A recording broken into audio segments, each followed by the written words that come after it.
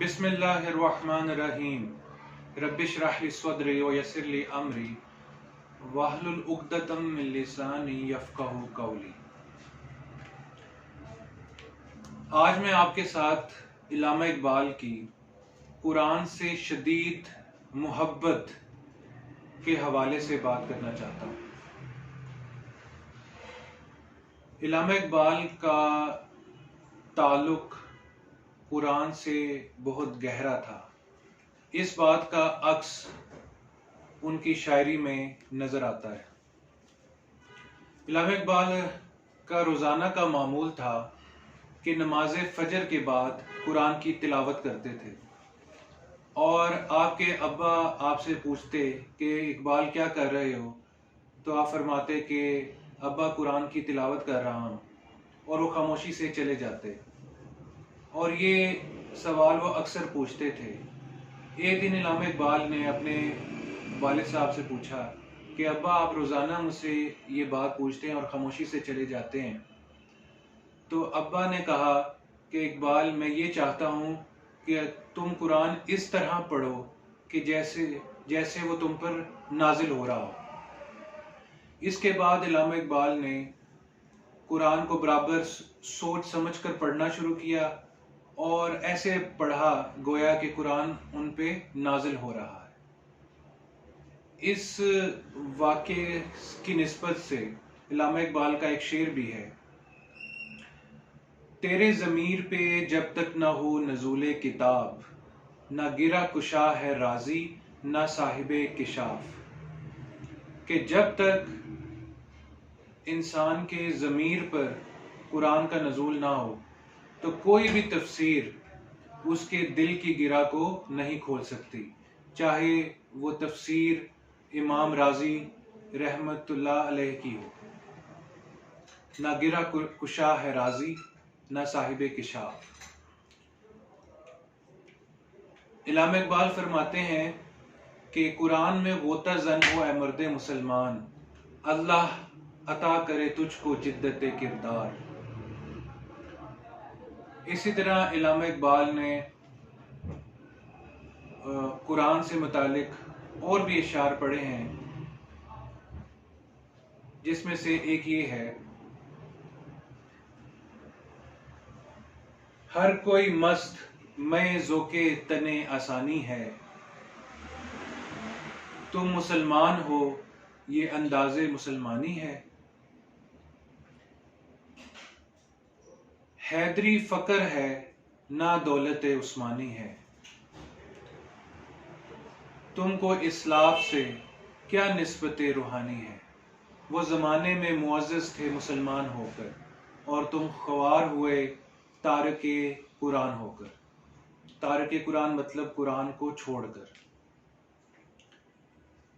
तो इल्लामा इक़बाल का जो पैगाम है नौजवानों के लिए वो यही है कि कुरान से ताल्लुक़ पैदा करें, और यही जो है दुनिया व आखिरत की कामयाबी का वाहिद रास्ता है।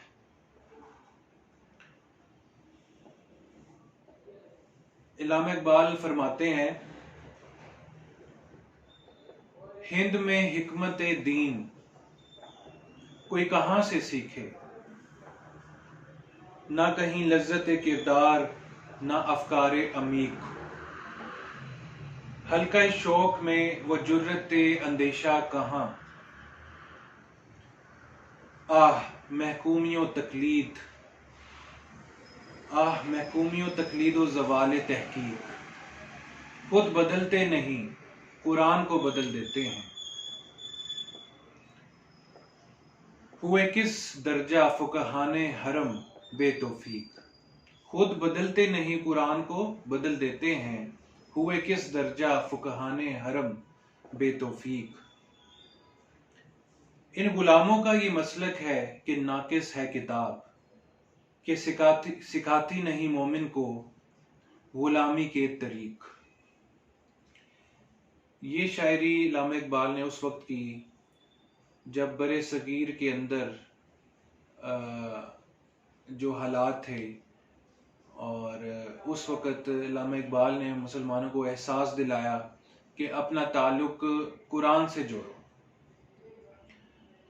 تو ان کا ایک درد تھا اور وہ چاہتے تھے کہ امت مسلمہ جو ہے وہ واپس لوٹ آئے قرآن کی طرف۔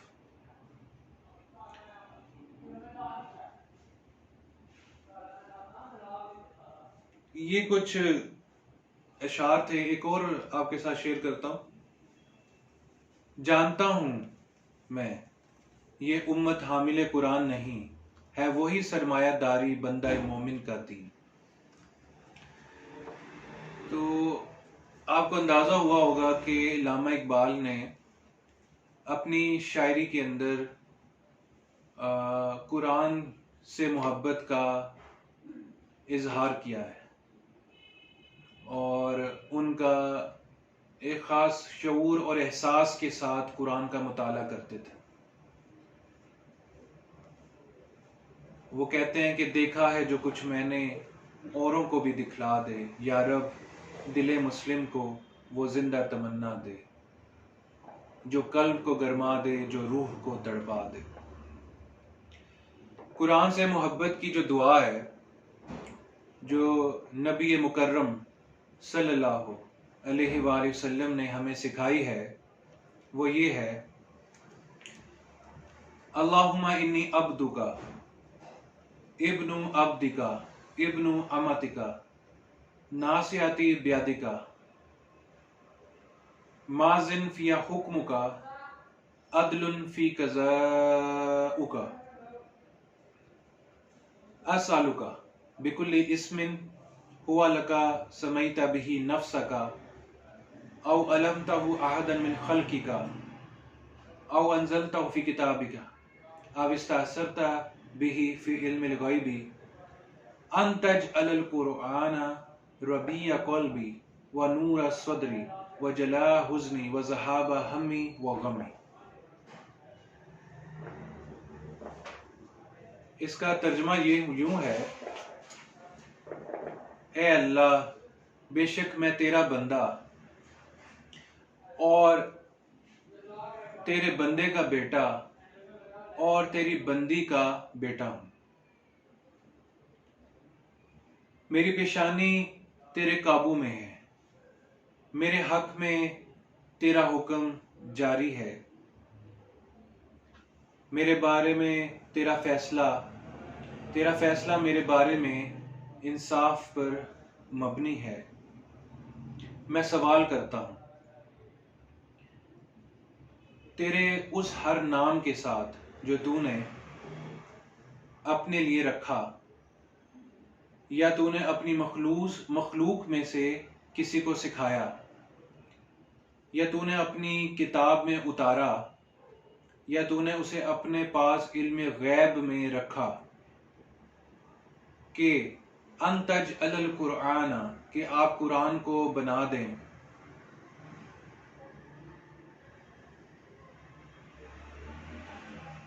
میرے دل کی بہار، ان تجعل القرآن ربیع قلبی ونور صدری، اور میرے سینے کا نور، وجلاء حزنی، اور میرے غم کو دور کرنے والا، وذہاب ہمی وغمی، اور میرے فکروں کو دور کرنے والا۔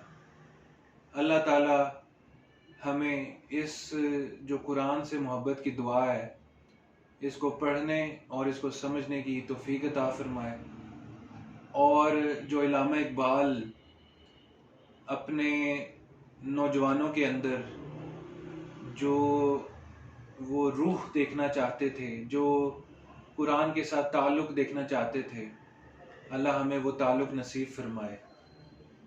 اپنا خیال رکھیے گا۔ اللہ حافظ۔